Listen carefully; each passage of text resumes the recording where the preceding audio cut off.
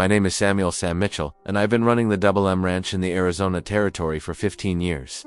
It's 1887, and life out here is hard, unforgiving, and often lonely. I'm 38 years old, never married, and I've made peace with the fact that I'll probably spend the rest of my days alone with my cattle and horses. The ranch sits in a valley between two mesas, about 20 miles from the nearest town of Copper Creek. It's beautiful country, but it's also dangerous. Apache raids have been common in these parts, and most folks live in constant fear of attacks. I've always tried to stay neutral in the conflicts between the Apache and the settlers. But neutrality doesn't always protect you from violence. It was a scorching hot day in late August when everything changed. I'd been riding fence line near the eastern boundary of my property, checking for breaks and looking for strays. My horse, Thunder, a sturdy bay gelding, was picking his way carefully through the rocky terrain when I heard something that made my blood run cold. The sound of gunfire echoing across the desert. I pulled Thunder to a stop and listened. The shots were coming from the direction of the old Apache camp about 5 miles east of my property. I knew there'd been a band of Apache living there peacefully for the past few months. Mostly women, children, and elderly men. They'd never bothered me, and I'd never bothered them. But now, as I listened to the gunfire, I realized something terrible was happening. Against my better judgment, I spurred Thunder toward the sound. As we crested a small hill, I could see smoke rising from the camp. My heart sank as I realized what I was witnessing. A cavalry attack. I dismounted and crawled to the edge of the hill, staying low to avoid being seen. Below me, I could see soldiers in blue uniforms moving through the Apache camp. Most of the fighting seemed to be over, but I could still hear occasional shots and the sound of men shouting orders. Round up the survivors. I heard an officer yell, "We're moving out in 10 minutes. I watched in horror as the soldiers herded a group of Apache women and children together. They were being loaded into wagons, their hands bound, their faces showing the terror and grief of people who had just lost everything. As the cavalry prepared to leave, I noticed something that made my stomach turn. In their haste to depart, they were leaving behind anyone who couldn't keep up. I saw an elderly Apache man lying motionless near a burned wickiup, and what looked like a young woman or girl crumpled behind a large boulder. The soldiers mounted up and rode away, their prisoners in tow, leaving behind only smoke, death, and silence. I waited until they were completely out of sight before making my way down to the camp. The devastation was complete. Wickiups had been burned, belongings scattered and destroyed, and bodies lay where they had fallen. I moved carefully through the ruins, checking for survivors. The elderly man I'd seen was dead, as were several others. But when I reached the boulder where I'd seen the figure, I found something that changed everything. It was a girl, probably no more than 16 or 17 years old. She was Apache, with long black hair and traditional clothing that was now torn and bloodstained. She was unconscious, a gash on her forehead bleeding steadily, but she was alive. I knelt beside her and gently checked for other injuries. Her left arm appeared to be broken, and she had several cuts and bruises, but nothing that looked immediately life-threatening. The head wound was the most serious concern. "Easy there?" I whispered, even though she couldn't hear me. "You're going to be all right." I carefully lifted her onto Thunder's back, supporting her with one arm, while I led the horse back toward my ranch. The ride took over an hour, and I was constantly worried that she might fall or that her injuries were worse than they appeared. When I finally reached the ranch house, I carried her inside and laid her on the spare bed in the back room. I'd had 2 doctor-injured animals plenty of times, and I'd patched up my share of cuts and bruises on myself. But I'd never treated injuries this serious on a person. I cleaned the head wound as gently as I could and bandaged it with strips of clean cloth. The broken arm was more complicated, but I managed to set it and create a makeshift splint using wooden slats and more cloth strips. As I worked, I found myself studying her face. Even unconscious and injured, she was beautiful. Her features were delicate but strong, and there was something about her that seemed familiar, though I was sure I'd never seen her before. It was late evening when she finally began to stir. Her eyes fluttered open, and for a moment, she looked confused and disoriented. Then she saw me leaning over her, and terror filled her dark eyes. She tried to sit up quickly, crying out in pain as the movement jarred her broken arm. I held up my hands in a gesture of peace. "Easy," I said softly. "You're safe. I'm not going to hurt you." She stared at me with wide, frightened eyes, clearly not understanding my words. I realized she probably didn't speak English, or if she did, not much. "I found you at the camp," I continued, speaking slowly and keeping my voice gentle. "You were hurt? I brought you here to help you." She looked around the room, taking in her surroundings, then looked back at me. I could see her trying to process what had happened, trying to remember. "Water?" I asked, miming drinking. She nodded slightly, and I brought her a cup of cool water from the kitchen. She drank gratefully, and some of the fear seemed to leave her eyes when she finished. She looked at me again and spoke for the first time. "Why?" she asked in heavily accented English. "Why you help me?" Her voice was soft and musical, despite the pain she was clearly in. "Because you needed help," I replied simply. "What's your name?" She hesitated for a long moment, as if deciding whether to trust me. Finally she answered, Aiyana. Aiyana, I repeated. That's a beautiful name. I'm Sam Mitchell. This is my ranch, my people, she asked, and I could see the fear in her eyes as she waited for my answer. I took a deep breath. There was no easy way to tell her what I'd witnessed. The soldiers came, I said gently. They took many of your people away. I'm sorry. Tears began to flow down her cheeks, and she turned her face away from me. I wanted to comfort her, but I didn't know how. What do you say to someone who has just lost everything? I should go, she whispered after a few minutes. I should find them. You're hurt, I said. Your arm is broken, and you have a head injury. You need to rest and heal before you can travel anywhere. I cannot stay here, she said, trying again. To sit up, it is not proper. Aiyana, I said, and she looked at me in surprise at hearing her name.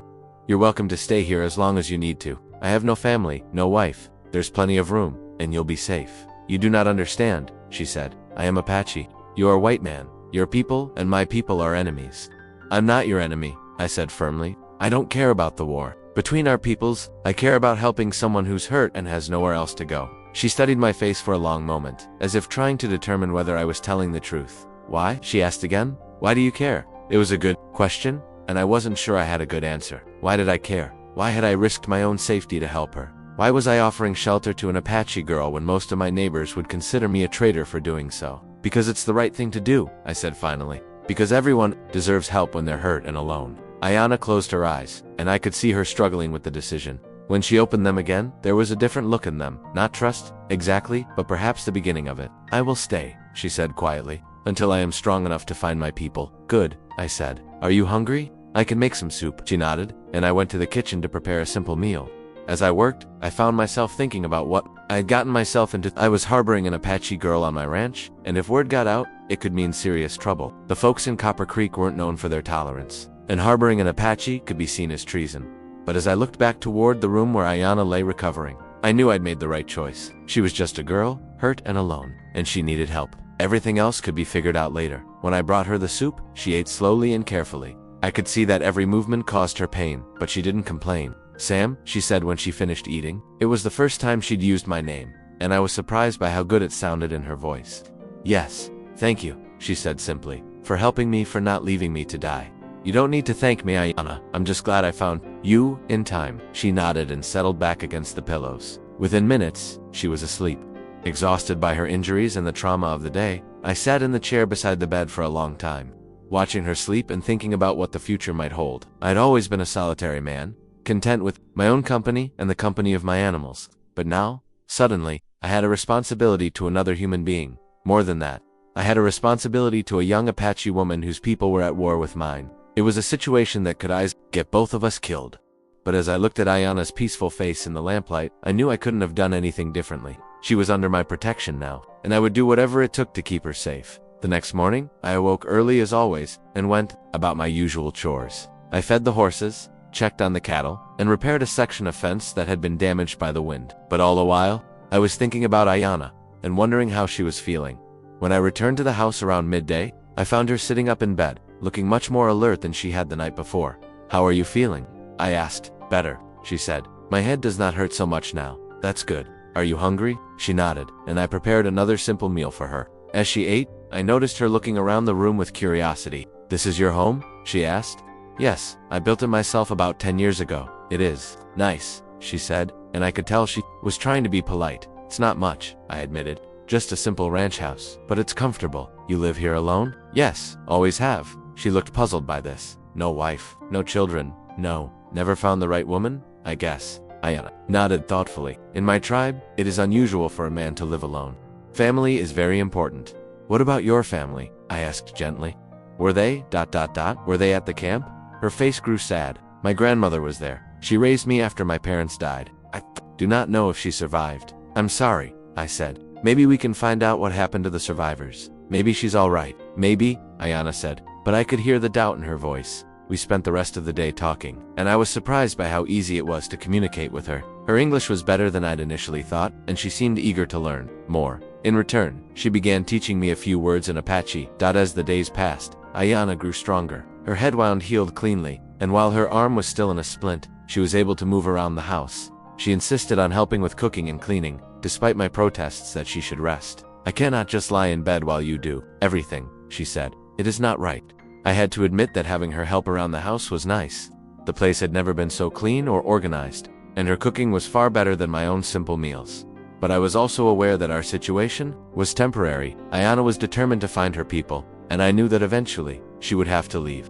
The thought bothered me more than I cared to admit. It was about a week after I'd found her that we had our first real conversation about the future. "Sam," she said one evening as we sat on the porch watching the sunset, "I have been thinking about what I should do, where I should go." I felt my heart sink, but I tried to keep my voice neutral. "Have you decided?" "I think I must go to the reservation. That is probably where they took my people." The reservation. The thought of Aiyana living on the reservation, confined and dependent on government handouts, made me sick to my stomach. "Is that what you want?" I asked. She was quiet for a long moment. "I want to be with my people," she said finally. "But I also—" She stopped, as if she'd been about to say something she shouldn't. "What?" "Nothing. It does not matter what I want." Of course it matters. Your wants and feelings matter, Aiyana." She looked at me with surprise. "You really believe that?" "Yes, I do. Even though I am Apache. Especially because you're Apache. You've had enough people tell you that your feelings don't matter." Tears began to form in her eyes. "You are a strange man, Sam Mitchell." "Strange how?" "Kind to kind. Too kind, maybe." I reached over and gently took her uninjured hand in mine. You don't have to go anywhere you don't want to go. You're welcome to stay here as long as you like." "And what would people say? What would your neighbors think?" "I don't care what they think, but I do," she said softly. "I care because I do not want to bring trouble to you. You have been too good to me." "You're not trouble, Aiyana. You're—" I paused, realizing I was about to say something that might change everything between us. You're the best thing that's happened to me in a long time." She stared at me in shock, and I immediately regretted my words. I'd probably just made her feel even more uncomfortable about staying. "Sam," she said quietly, "I think you should know something." "What?" "I do not want to leave. I want to stay here with you. But I am afraid." "Afraid of what?" "Afraid that if I stay, I will bring danger to you. Afraid that your people will hurt you because of me. Afraid that—" She stopped again. "Afraid that what?" "Afraid that I am beginning to care for you too much." Her words hit me like a physical blow. I'd been trying not to acknowledge my own growing feelings for her, but hearing her say that she cared for me made it impossible to ignore. I said, still holding her hand, "I care for you too. More than I should, probably." "Then you understand why I must go." "No," I said firmly. "I understand why you think you must go, but I don't agree. Sam, listen to me. I've been alone for most of my adult life. I've convinced myself that I was happy that way, that I didn't need anyone. But these past weeks with you here, I've never been happier. But the danger— there's danger everywhere, Aiyana. There's danger in you going to the reservation alone. There's danger in you trying to find your people. At least here, we can face whatever comes together." She looked at me with tears in her eyes. "You would really want me to stay, even knowing what it might cost you?" "Yes," I said without hesitation. "I would want you to stay even if it cost me everything." Aiyana was quiet for a long time, staring out at the desert landscape. Finally, she turned back to me. "Then I will stay," she said. "For now at least. We will see what happens." I squeezed her hand gently. "We'll face whatever comes together." "Together," she repeated, and for the first time since I'd found her, she smiled. As we sat there on the porch, watching the stars come out over the desert, I realized that my life had changed. Completely. I was no longer just a lonely rancher living in isolation. I was a man with someone to care for, someone to protect, and someone who cared for me in return. It wouldn't be easy. There would be challenges ahead, dangers we couldn't even imagine. But for the first time in my life, I felt like I had something truly worth fighting for, and I would fight for it. For her, with everything I had. 3 weeks had passed since Aiyana had agreed to stay, and life on the ranch had settled into a comfortable routine. Her arm was healing well, and she'd insisted on taking over most of the household duties. Despite my protests, the house had never been cleaner. The meals had never been better, and I'd never been happier. But I was also increasingly aware that our peaceful existence couldn't last forever. Sooner or later, someone from town would come by the ranch, and our secret would be out. I'd been putting off my usual trips to Copper Creek for supplies, but I couldn't avoid them indefinitely. It was a Tuesday morning when I finally decided I had to make the trip. We were running low on flour, coffee, and other essentials, and I couldn't keep making excuses. "I need to go to town today," I told Aiyana over breakfast. I saw the fear flash in her eyes. "Will you tell them about me? No one will ask, and I won't volunteer the information." "But Aiyana, we need to talk about what happens if someone does find out." She set down her coffee cup and looked at me seriously. "What do you mean?" "I mean, we need to have a plan. If someone comes here looking for trouble, if the sheriff shows up, if—" I paused, not wanting to frighten her more than necessary. "If anything happens, you need to know what to do." "I could hide," she suggested. "Where? This isn't a big house. And if someone's determined to search it, they'll find you." Aiyana was quiet for a moment, thinking, there is a place, she said finally. In the rocks behind the house, a small cave. I found it when I was walking yesterday. Show me. After breakfast, she led me to a spot about a quarter-mile behind the house, where a jumble of large boulders created a natural hiding place. The cave was small but deep enough for a person to hide in, and it was completely invisible unless you knew exactly where to look. This is good, I said. If anyone comes while I'm gone, or if I give you a signal, you come here and stay hidden until it's safe. What signal? I thought for a moment. If I whistle home on the range twice, that means danger. Get to the cave and stay there until I come for you. She nodded, but I could see the worry in her eyes. Aiyana, I said, taking her hands in mine. I don't think anything will happen today. This is just a precaution. I know. But Sam, what if someone has seen me? What if they already know? Then we'll deal with it when it happens. But worrying about it won't help anything. I saddled Thunder and prepared to leave. But as I was about to mount up, Aiyana came running out of the house. Sam, wait. I turned to see her approaching with something in her hands. It was a small leather pouch, intricately beaded in beautiful patterns. What's this? It is a medicine bag, she said, looking slightly embarrassed. My grandmother made it for me. It is for protection. Aiyana, I can't take this. It's too important to you. That is why I want you to have it. To keep you safe. I was deeply moved by the gesture. I knew how much her grandmother's belongings meant to her, and the fact that she was willing to give me something so precious spoke volumes about her feelings. Thank you, I said, carefully placing the medicine bag in my shirt pocket. I'll treasure it, she smiled, but I could see tears in her eyes. Come back to me, Sam Mitchell. I will, I promised. I'll always come back to you. The ride to Copper Creek took about 2 hours, and I spent most of it thinking about Aiyana and our situation. I'd been so focused on the day-to-day reality of having her at the ranch that I hadn't given much thought to the long-term implications. What kind of future could we have together? Even if we could keep her presence secret for a while, eventually people would find out. And when they did, what then? Would I be arrested for harboring an Apache? Would she be forced to go to the reservation? Would we be separated forever? Questions plagued me as I rode, but I couldn't come up with any satisfactory answers.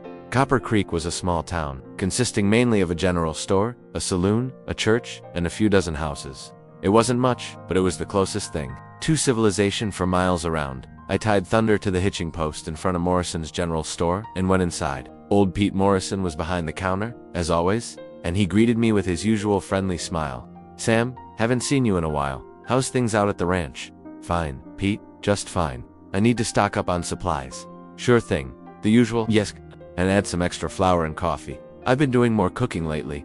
Pete raised an eyebrow. More cooking? You finally hire yourself a cook. My heart skipped a beat. Something like that.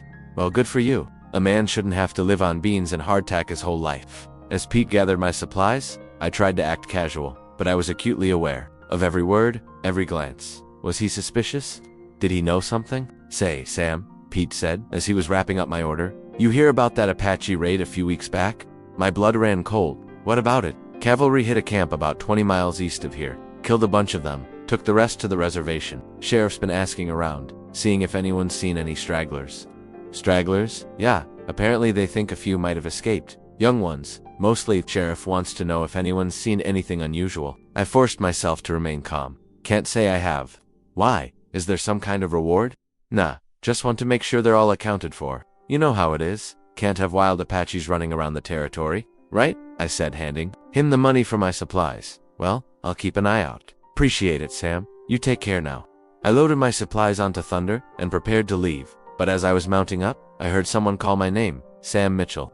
I turned to see Sheriff Tom Bradley approaching. Bradley was a decent man, but he was also a stickler for the law, and I knew he wouldn't hesitate to do his duty if he suspected I was harboring an Apache. Sheriff, I said, trying to keep my voice steady. How are you? Can't complain. Listen, Sam, I wanted to ask you something. Sure, you've been out at your ranch the past few weeks. Of course, where else would I be? See anything unusual? Anyone who doesn't belong? I looked him straight in the eye. No, Sheriff, nothing unusual. Well, keep your eyes open, will you? We had that Apache raid a few weeks back, and we think some of them might have gotten away. I heard about that from Pete. Terrible business. Yeah, well that's what happens when they don't stay on the reservation where they belong. Bradley adjusted his hat. Anyway, if you see anything, anyone, you let me know right away. Of course, Sheriff, good man. You take care now. As I rode away from town, my mind was racing. The sheriff was actively looking for Apache survivors, and it was only a matter of time before someone connected the dots. I needed to get home to Aiyana and figure out what we were going to do. The ride back to the ranch seemed to take forever, and with every mile, my anxiety grew. What if someone had come to the ranch while I was gone? What if Aiyana had been discovered? What if I returned to find her gone? But when I finally crested the hill that overlooked my property, I saw her immediately. She was hanging laundry on the line behind the house, and the sight of her safe and sound made my heart soar with relief. She saw me coming and waved, and I could see the relief on her face as well. I spurred thunder into a gallop, suddenly desperate. To be near her again, Sam, she called out as I dismounted. You're back? I told you I would be, I said, pulling her into my arms. The embrace felt natural, right? And I realized that somewhere along the way, my feelings for her had deepened into something much more than mere attraction. I was worried, she admitted, her face pressed against my chest. So was I. We need to talk. I told her about my conversation with Pete Morrison and Sheriff Bradley, and I watched as the color drained from her face. They are looking for me, she said quietly. They're looking for Apache survivors. They don't know about you specifically, but they will find out. Someone will see me, or someone will become suspicious. Maybe, but maybe not. We just need to be more careful. Aiyana pulled away from me and walked to the edge of the porch, staring out at the desert. Sam, perhaps it is time for me to go. No, I said firmly. We've been through this. But now it is different. Now they are actively looking. Aiyana, look at me. She turned, and I could see tears in her eyes. I'm not going to let them take you. I don't care what it takes. But what if they arrest you? What if they put you in jail for helping me? Then that's a risk I'm willing to take. I am not worth that risk. I crossed the porch in 2 quick strides and took her face in my hands. Don't you ever say that again. You are worth everything to me. Everything. Sam, ... I love you, Aiyana the S. Words were out before I could stop them, and I saw her eyes widen in shock. I hadn't meant to say it, not yet, but now that it was out there, I realized it was true. I did love her, completely and desperately. You love me, she whispered. Yes, I know it's crazy. I know it's impossible, but I do. I love you. Tears began to flow down her cheeks. I love you too, Sam. I have for weeks, but I was afraid to say it. Why afraid? Because love makes everything more complicated. Because now I do not want to leave, even though I know I should. Then don't leave. Stay with me. Be my wife. The words surprised me as much as they did her. I hadn't planned to propose, but suddenly it seemed like the most natural thing in the world. Your wife, she said, staring at me in amazement. Yes, marry me, Aiyana. We'll face whatever comes together as husband and wife. But Sam, the law. The law says you can't be here illegally. It doesn't say you can't be here as my wife. Is that true? I don't know, I admitted, but it's worth finding out. She was quiet for a long moment, and I could see her thinking, weighing the possibilities. If I marry you, she said finally, there will be no going back. Your neighbors will hate you. Your friends will turn against you. You will be an outcast. I'm already an outcast, Aiyana. I've been alone for so long that I'd forgotten what it felt like to have someone to care about. You've given me a reason to live, a reason to fight. I'd rather be an outcast with you than accepted without you. And if they still try to take me away, then we'll run. We'll go somewhere where no one knows us, where we can start fresh. You would give up your ranch, your home, for you. Yes, without hesitation. Aiyana stepped closer to me, reaching up to touch my face. You are either the bravest man I have ever known, or the most foolish. Probably both. She smiled through her tears. Then yes, Sam Mitchell, I will marry you. I kissed her then, there on the porch of my ranch house. With the Arizona sun setting behind us and the desert stretching out in all directions, it was the first time I'd kissed her, and it felt like coming home. When we finally broke apart, she rested her forehead against mine. What do we do now? She asked. Now we figure out how to make this work. We find a way to get married, and we build a life together. It will not be easy. Nothing worthwhile ever is. That night, as we sat by the fire planning our future, I felt a sense of peace I'd never experienced before. Yes, there would be challenges ahead. Yes, there would be people who would try to tear us apart. But I had found the woman I wanted to spend my life with, and she had agreed to be my wife. Whatever came next, we would face it together. The next morning, I awoke with a sense of purpose I hadn't felt in years. Aiyana and I had talked late into the night, making plans and discussing possibilities. We decided that our best chance was to get married as quickly as possible, before anyone could interfere. The problem was finding someone willing to perform. The ceremony, the preacher in Copper Creek, was a good man, but he was also very traditional and might not be willing to marry a white rancher to an Apache woman. We needed someone who would ask fewer questions and be more discreet. There's a mission about 50 miles south of here, I told Aiyana over breakfast. Father Miguel runs it. He's known for helping anyone who needs it, regardless of their background. You think he would marry us? I think it's our best chance. He's performed marriages for mixed couples before, and he's not likely to ask too many questions about your legal status. When would we go? Today, if you're ready. The sooner we're married, the better our legal position will be. Aiyana nodded, but I could see the nervousness in her eyes. Sam, what if this doesn't work? What if being married doesn't protect me? Then at least we'll have tried, and at least we'll be husband and wife, whatever happens. We spent the morning preparing for the journey. I packed supplies for the 2-day trip, while Aiyana prepared the house for our absence. She also spent time getting ready herself, braiding her hair in an elaborate style and putting on her best dress. A beautiful blue garment with intricate beadwork that she'd been saving. "You look beautiful," I told her as we prepared to leave. "Want to look proper for my wedding?" she said with a shy smile. We rode south through the desert, taking our time and enjoying each other's company. It felt strange to be traveling together openly, after weeks of hiding our relationship, but it also felt right, natural, like this was how things were always meant to be. As we rode, Aiyana told me more about her life before I found her, spoke of her grandmother, who had raised her after her parents died in a cavalry attack when she was just a child. She told me about the traditions of her people, their beliefs and customs, their connection to the land. "My grandmother always said that the spirits would guide me to my destiny," she said as we made camp that evening. I think perhaps she was right. "You think this is your destiny?" "I think you are my destiny, Sam Mitchell. I think the spirits led me to you, even through all the pain and loss, especially through the pain and loss. Sometimes the most beautiful things come from the darkest places." The next morning, we reached the mission just as Father Miguel was finishing morning prayers. He was a small, elderly man with kind eyes and a gentle manner. When he saw us approaching, he came out to greet us. "Welcome, my children," he said, in accented English. "I am Father Miguel. How may I help you?" "Father," I said, dismounting and helping Aiyana down from our horse. "We'd like to be married." He looked at us both carefully, taking in Aiyana's Apache features and traditional dress. "I see, and you are both free to marry. No previous marriages or other impediments?" "No, Father. We're both free." "Good. Come, let us talk inside." Father Miguel led us into the small chapel, where we sat in the front pew while he asked us the usual questions about our intentions and our faith. He was thorough but not judgmental, and I could see that Aiyana was beginning to relax. "My child," he said to Aiyana, "you are Apache." "Yes, yes, Father." "And you, my son, you are prepared for the challenges that this marriage may bring." "Yes, Father, we both are. Good love is a gift from God, and it should not be constrained by the prejudices of men." He stood up and moved to the altar. "If you are ready, we will perform the ceremony now." "Now?" Aiyana asked in surprise. "Why wait? If you love each other and are committed to building a life together, then let us celebrate that commitment before God." The ceremony was simple but beautiful. Father Miguel spoke about love, commitment, and the challenges that all couples face. He blessed our union and pronounced us husband and wife in the sight of God. When he told me I could kiss my bride, I felt like the luckiest man alive. Aiyana was my wife now, and whatever challenges lay ahead, we would face them together. "Congratulations, Mr. and Mrs. Mitchell," Father Miguel said with a warm smile. "May God bless your marriage and keep you safe." As we rode back toward the ranch, I couldn't stop looking at the simple gold band on Aiyana's finger. It had been my mother's ring, the only thing of value I'd inherited, and seeing it on Aiyana's hand felt like the completion of something I hadn't even known was missing. "Mrs. Mitchell," I said, testing out the sound of her new name. She smiled. "I like the sound of that." "So do I, more than I can say." We were about 10 miles from the ranch when we saw the smoke. At first I thought it might be a brush fire, but as we got closer, I realized with growing horror that it was coming from the direction of my property. I spurred thunder into a gallop, with Aiyana close behind me. When we crested the hill overlooking the ranch, my worst fears were confirmed. The house was on fire, and there were men on horseback surrounding it. Even from a distance, I could see Sheriff Bradley among them. "Sam," Aiyana said, her voice tight with fear, "they found out." "Stay here," I told her. "Stay hidden."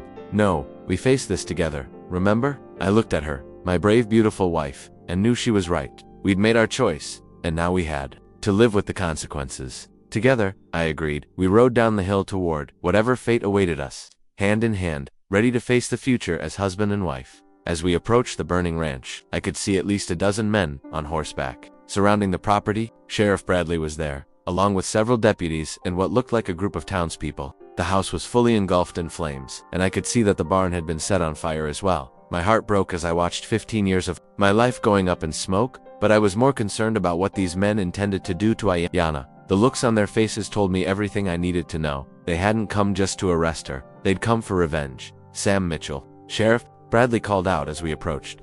"Stop right there." I pulled thunder to a halt about 50 yards from the group, keeping Aiyana slightly behind me. "Sheriff," I said, trying to keep my voice steady. "What's the meaning of this?"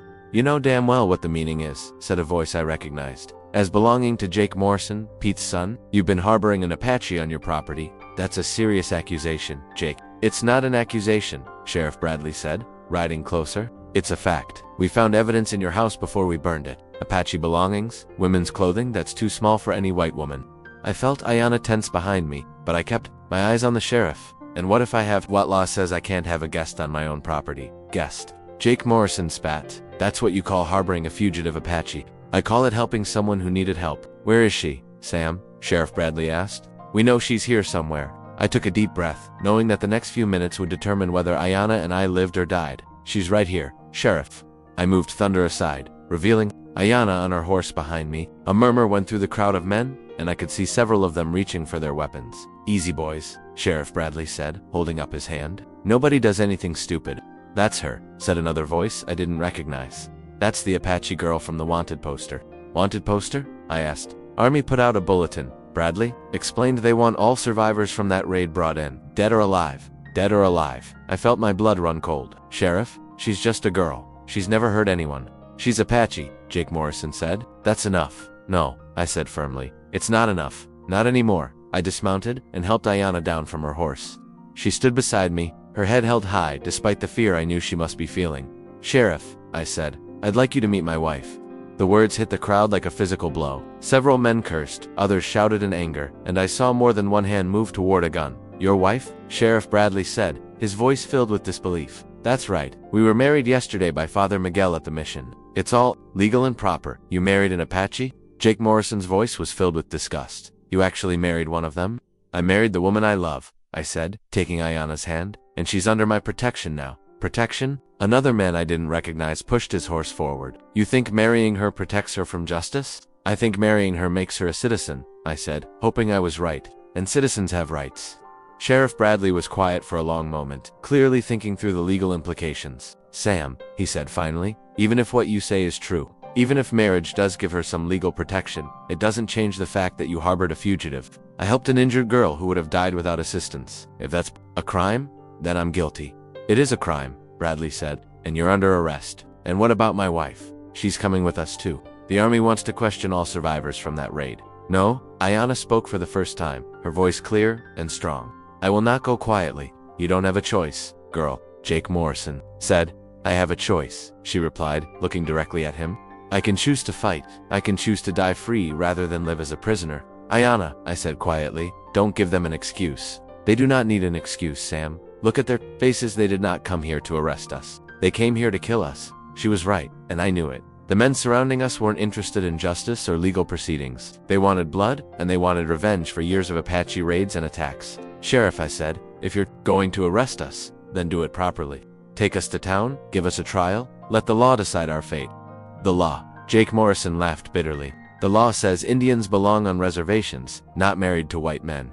The law also says that American citizens have rights, I replied, and my wife is now an American citizen. She's not your wife, another man called out. No preacher would marry a white man to an Apache. Father Miguel did, I said, and I have the certificate to prove it. I reached into my jacket pocket for the marriage certificate Father Miguel had given us, but the movement caused several men to draw their guns. Easy, Sheriff Bradley shouted. Nobody shoots unless I give the order. Sheriff, I said, slowly withdrawing the folded paper, here's our marriage certificate. Signed, witnessed, and legal. Bradley took the document and examined it carefully. This appears to be legitimate, he said finally. Of course it's legitimate. Father Miguel is a respected member of the clergy. That Mexican priest will marry anyone for the right price, Jake Morrison said dismissively. That's enough, Jake, Bradley said. The certificate is legal. So what does that mean? Asked one of the other men. It means, said a new voice, that this situation just got a lot more complicated. We all turned to see a man in a military uniform riding toward us. He was a captain, judging by his insignia, and he had the bearing of someone used to command. Captain Williams, Sheriff Bradley, said I wasn't expecting you. I was in the area when I heard about this situation, Williams replied, dismounting and approaching us. I wanted to see for myself. He looked at Aiyana and me with professional interest, taking in our appearance and the way we stood together. So, he said, you're the rancher who married an Apache. I'm the rancher who married the woman he loves, I replied. Interesting distinction. Williams studied the marriage certificate that Bradley handed him. This appears to be in order. Captain, Jake Morrison said, you're not seriously going to let this stand, are you? Mr. Morrison, I'm going to follow the law. And the law says that this marriage is legal, but she's Apache. She's also now an American citizen by virtue of her marriage, Williams said, which means she has certain rights. What kind of rights? I asked. The right to a fair hearing, for one thing, the right to legal representation, the right not to be summarily executed by a mob. His words seemed to deflate some of the anger in the crowd, but I could see that several men were still itching for violence. Captain, I said, what happens now? Now we all go to town, and we sort this out properly. Mrs. Mitchell will be questioned about the raid and her knowledge of other Apache activities. You'll be charged with harboring a fugitive, but it will all be done according to law. And if she's found innocent, then she goes free. As your wife, she has the right to live wherever she chooses. This is ridiculous. Jake Morrison exploded. She's Apache. She doesn't belong here. Mr. Morrison, Captain Williams said coldly, I suggest you remember that you're speaking about an American citizen, and I suggest you remember that threatening American citizens is a federal crime.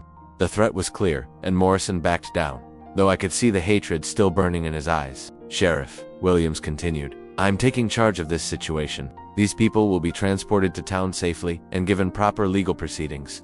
Yes, sir, Bradley replied. As we prepared to leave for town, I helped Aiyana mount her horse. She was trying to be brave, but I could see the fear in her eyes. It's going to be all right, I whispered to her. How can you be sure? Because we're married now. Because we have rights. Because that captain seems like a fair man. And if he's not, then we'll face whatever comes together. That's what married couples do. She squeezed my hand. I love you, Sam Mitchell. I love you too, Mrs. Mitchell. The ride to town was tense but uneventful. Captain Williams rode beside us while Sheriff Bradley and his deputies surrounded us. The angry townspeople followed at a distance, clearly disappointed that their plans for immediate violence had been thwarted. When we reached Copper Creek, a crowd had already gathered. Word of our situation had spread quickly, and it seemed like half the town had turned out to see the white man who had married an Apache. Keep moving, Captain Williams ordered as people pressed closer. There's nothing to see here. We were taken to the sheriff's office, where Williams immediately took charge of the situation. Sheriff, he said, I want these people held in protective custody, not as prisoners. They're to be treated with respect and given proper accommodations. Yes. Sir, and I want a guard posted at all times. I don't want any vigilante justice while they're in custody. Understood. Williams turned to us. Mr. and Mrs. Mitchell, you'll be held here while we sort out the legal issues. I've sent word to the territorial governor and to the Army Command. We should have answers within a few days. Thank you, Captain, I said. I appreciate your fairness. Don't thank me yet. There are still serious charges to be addressed. Over the next 3 days, we were questioned extensively. Army investigators wanted to know everything about the raid, about Aiyana's knowledge, of Apache activities, about my reasons for helping her. I told them the truth that I had found an injured girl and helped her, that we had fallen in love, and that we had married legally. Aiyana was questioned even more intensively. They wanted to know about Apache plans, about other survivors, about potential future raids, but she had no information to give them. She had been living peacefully with her grandmother's small band, and they had no connection to the hostile Apache groups that were still fighting. On the 4th day, Captain Williams came to see us with news. I've heard back from the territorial governor, he said. The marriage is recognized as legal and binding. Mrs. Mitchell is now an American citizen with all the rights that entails. And the charges against me? I asked. Dropped. The governor agrees that you were acting out of humanitarian concern, not criminal intent. I felt a surge of relief so strong it nearly knocked me over. So we're free to go. You're free to go. But I have to warn you, there are still people in this town who aren't happy about this situation. You might want to consider relocating, starting over somewhere else, somewhere people don't know your history. I looked at Aiyana, who had been listening quietly. What do you think? I think, she said slowly, that perhaps it is time for a new beginning. Where would we go? I have heard that California is more accepting of mixed marriages. There are communities there where we might find acceptance. California? It is. Then. Captain Williams nodded approvingly. I think that's wise. I can provide you with letters of introduction to some people I know there. Good people who will judge you by your character, not your race. Thank you, Captain, for everything. Just remember, he said, you two are pioneers, in a way. Your marriage represents something new, something that challenges old prejudices. That's not going to be easy. We know, Aiyana said, but we also know that love is stronger than hate. I hope you're right, Mrs. Mitchell. I truly hope you're right. 2 days later, we left Copper Creek behind forever. We had lost everything, my ranch, my cattle, my home, but we had each other. And that was enough. As we rode west toward California in our new life, I thought about everything that had happened. I had found Aiyana left behind after the raid and I had turned back for her. That decision had cost me everything I thought I valued, but it had given me something far more precious: love, partnership, and a future filled with possibility. Do you regret it? Aiyana asked as we made camp that first night, losing everything for me. I didn't lose everything, I said, pulling her close. I gained everything. I gained you. Even if our life is difficult, even if we face prejudice and hatred, especially then, because we'll face it together. She smiled and kissed me softly. Together. Always together. As we sat by our campfire under the vast western sky, I realized that our story was just beginning. We had survived the first test of our love, but there would be others. There would be challenges we couldn't even imagine yet, but we would face them as we had faced everything else together, as husband and wife, as partners in life and love. The Apache girl had been left behind. But the lonely rancher had turned back for her, and in doing so, he had found not just love, but a purpose that would sustain them both for the rest of their lives. Our journey to California would take weeks, but it was really a journey toward hope, toward acceptance, toward a future where love could triumph over prejudice. And as we rode toward that future, hand in hand, I knew that whatever challenges lay ahead, we would face them together, the way it was always meant to be.